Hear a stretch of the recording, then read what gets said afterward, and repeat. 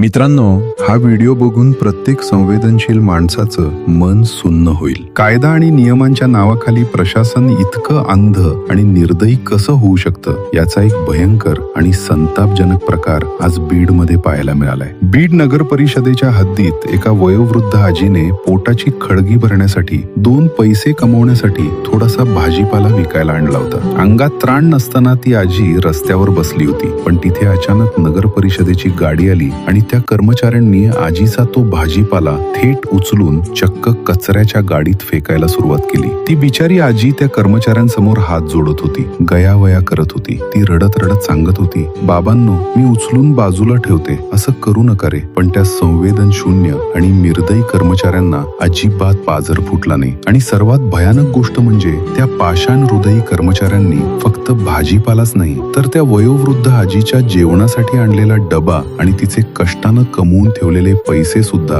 कुठलाही विचार न करता थेट कचऱ्याच्या गाडीत फेकून दिले. मित्रांनो, सांगा, हा कुठला न्याय आहे? हे कोणतं प्रशासन आहे? अहो, नियम आणि कारवाई नक्की करा, पण समोर एक म्हातारी आजी उभी आहे, एवढी तरी माणुसकी तुमच्यात जिवंत असायला हवी होती. साहेबांच्या गाड्यांवर कारवाई करायला यांचे हात थरथरतात आणि गरीबाच्या पोटावर मात्र हे निर्दयीपणे लाथ मारतात. मित्रांनो, या संवेदन शून्य कर्मचाऱ्यांवर तातडीने आणि कठोर कारवाई झालीच पाहिजे. जर तुम्हालाही त्या आजीच्या अश्रूंची किंमत वाटत असेल तर हा व्हिडिओ एवढा शेअर करा की तो थेट बीड प्रशासनापर्यंत आणि मुख्यमंत्र्यांपर्यंत पोहोचला पाहिजे. जय हिंद, जय महाराष्ट्र.